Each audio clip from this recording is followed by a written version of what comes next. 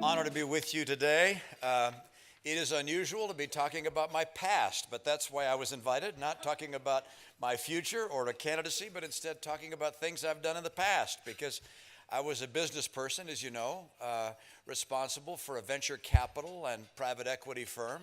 We invested in a number of new technologies and startup companies, and our thinking in that regard is one of the things that folks wanted me to talk about. And also the occasion to be governor of another state gave me perspective on what it is that a state can do to attract enterprises and great people from all over the world.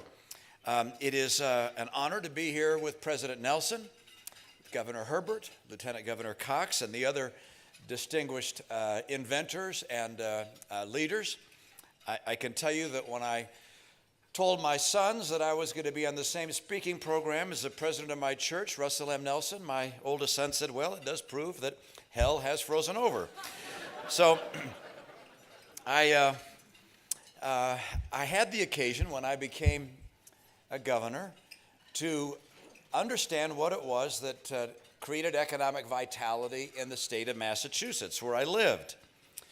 And we looked at an institution of higher learning known as MIT, Massachusetts Institute of Technology, and saw something interesting there. They had an office of technology transfer where if any student or faculty member had an idea that they thought had commercial potential, they would take it to that office, and that office would then help them write a business plan, secure capital, sometimes getting capital from state institutions, but typically from venture capitalists. Also perhaps hire a management team. In exchange for doing that, this office would receive for MIT part of the equity of that business. And interestingly, they started some 25 different successful companies a year. And that was one of the things that created economic vitality in the state. And so we said, you know, in that state, there are about 150 colleges and universities. And we said, why don't we establish the same kind of office of technology transfer for the public institutions of higher learning in the state, as well as other private institutions, and did so, and helped drive the state to become one of the most successful in creating new enterprises in the technology field. And as you probably know, Massachusetts today is probably the global center for biotechnology and is annually ranked as the most innovative state in the nation. Now, states compete. And so it's important for us here in our state to find ways to attract the very best and brightest and to attract the kinds of jobs that will provide for our young people the skills that they need to be able to have a life that is as fulsome as possible. I learned that states compete, by the way, becoming a governor, because as soon as I became governor, another Republican tried to poach away good jobs and good companies. This was Arnold Schwarzenegger. He put up billboards around Massachusetts with him in a t-shirt going like this and said, come to California. And not to be outdone, I put up billboards outside the airport in his state with me in a t-shirt flexing my muscles, and it said, come to Massachusetts, smaller muscles but much lower taxes. So we have things going for us here in Utah that can attract more good jobs and more good people from places like California.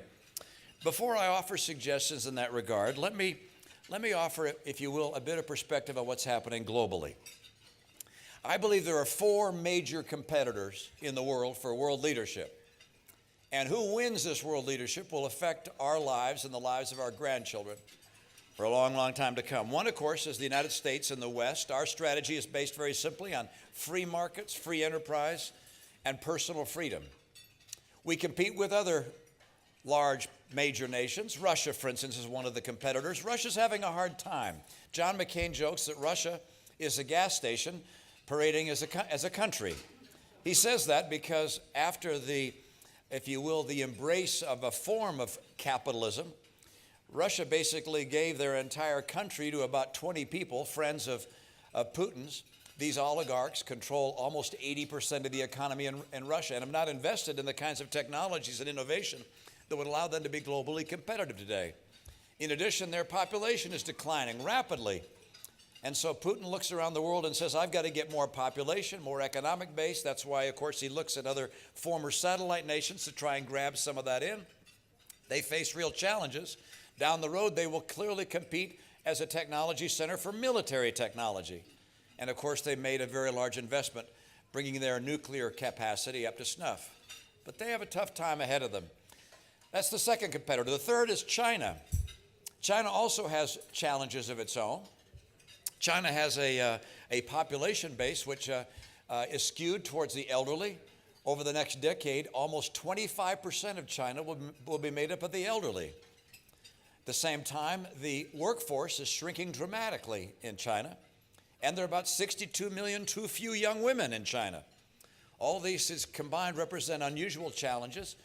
China is a strategic thinker and has looked ahead to say, with those kinds of challenges, we need artificial intelligence. We need to have an automation level that will allow us to be competitive down the road. So they've invested in those things. And of course, their enormous scale makes them a substantial competitor. They've done something else too. They've invested in infrastructure. $1 trillion in infrastructure. You've heard that before. But in China's case, that's not just in China. They're investing $1 trillion in infrastructure in other countries to bring raw materials into their manufacturing base. They'll be a tough competitor. The fourth competitor, of course, are the jihadists, the radical, violent jihadists. They, of course, don't compete on the same basis. Like China and Russia, they are authoritarian, but they intend to disrupt the world and to make it so disruptive and so filled with anarchy that the world turns to them. That will not happen, but that is their intent. Now, I'm optimistic about the future, but I recognize that it really counts because of all those four competitors, only one has its strategy based upon personal freedom, ours. The others are all authoritarian in nature. And one great question is whether an authoritarian nation can compete with the world of modern technology. I'm optimistic because of a number of things. One, by the way, our population is growing. The United States of America is growing. One thing that happened in this country that didn't happen in any other developed country is that baby boomers here had babies. So we have a population pyramid that looks normal and allows us to have economic vitality. Another thing that gives me optimism is that this is going to be an innovation age. What we've experienced in the past is just the foothills to the kind of innovation age represented by the true peaks around us. I say that because we're going into a period of exponential growth. You've heard of Moore's Law. Moore's Law, the concept that computing power doubles every 18 to 24 months. Moore's Law is being applied not just to computing power, but to measurements and sensors, to telecommunications, to healthcare. And the power of Moore's Law is its exponential vitality. And let me just describe this. You know this, but Tom Friedman lays it out in his most recent book, which I think is curious. And I did some calculations myself to look at the difference between linear progress, which is what we've had over the last 2 centuries, and exponential progress, which is represented by Moore's Law. Linear progress, I'm going to suggest, was represented by the progress we've seen in Chevrolet Impalas. In 1978, a Chevrolet Impala reached a top speed of 95 miles an hour and got 13.8 miles per gallon. Under linear progress, quite impressive. It now goes 155 miles an hour and gets 22 miles per gallon. And the price is about the same, about $22,000. Now let me describe what would happen if over the same time period we'd had exponential progress or Moore's Law progress. And I'm going to use a Volkswagen. Volkswagens at that time, back in the 70s, went 90 miles an hour, top speed, and got 30 miles per gallon. Under Moore's Law, exponential progress, they would today go 300,000 miles an hour, get 2 million miles per gallon, and cost 4 cents. That kind of improvement is about to hit our entire world and will change our economy in ways we could not have imagined, presenting opportunities and extraordinary challenges. This kind of opportunity is where America does best. As the governor said, it's in our DNA to be innovative. I think in part because by and large the people who came here looking for opportunity. Our legal system, our financial system, those things are all geared to encourage innovation and people taking trials and taking risk. But our future is also cognizant of the fact that we face some challenges. I'll mention that I think the federal government has some unusual challenges that could burden our capacity to compete against Russia and China. Our debt is one of those. you haven't heard, we spend about $300 billion in interest a year, going up to about $700 billion. That could certainly cramp our capacity to compete. I'm also concerned that we have a growing sense of protectionism, protecting old enterprises instead of investing in the new. I think it's important for us to be strategic, and sometimes we tend not to think about how we want to strategize for our future. One of the things that I think is so impressive about USTAR is its effort to say where are places where Utah could really compete and establish a beachhead that will lead to long-term success and capability. I think we have to be highly selective. We've been fortunate with Silicon Slopes that we've attracted businesses in the areas of software and services that have been instant successes and are growing like crazy. But they're also, if you will, deep technology innovators that also need to be attracted to our state. You might say, well, the venture capital guys will take care of that. Well, about 90% of venture capital in our state over the last 5 years has gone to software and service businesses. Very little actually gets into some of the deep technologies that are so essential to our long-term growth. And these technologies typically take a long time to generate the kinds of returns that venture capitalists often want. And that's, of course, where USTAR fits in. I'm going to turn to a different topic for a moment, and that is just suggest the magnitude of what's occurring. Some years ago, a member of the Quorum of the 12 of my church asked me, he said, Mitt, what do you think are the great inflection points in American history? And I said, what do you mean by inflection points? He said, well, if you look at history, you recognize that there are times when everything seems to change at the same time, where the economy changes, military capabilities change, even culture changes. And we talked about 1776 and the birth of our nation and the sacrifice made and how warfare changed as a result of American innovation, perhaps. The sense of love of freedom infected the entire world. The economy changed as well. All these things occurred around 1776. Another inflection point we concluded was around the turn of the century, 1900, when we went from an agricultural economy to an industrial economy. Our culture, of course, changed as people moved into the cities.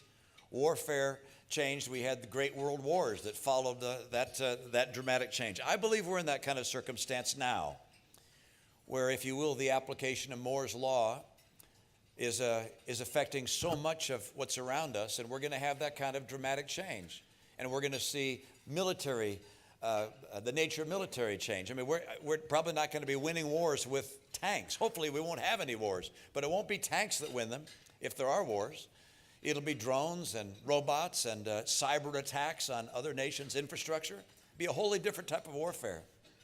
The economy, as I've suggested, will change. McKinsey Institute indicated that they believe about 1/3 of the jobs in America will be replaced in the next 2 decades.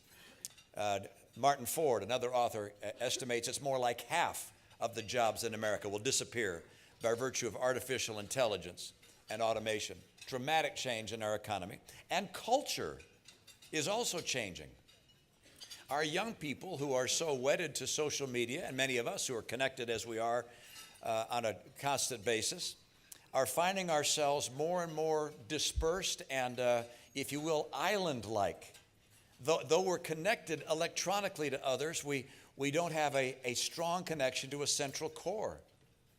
In this kind of environment, we watch technology companies trying to find out how they can compete, and they've focused over the past decade or two on how to help businesses and consumers take people out of the production process and replace them with robots to lower costs and give people lower prices on the products they buy.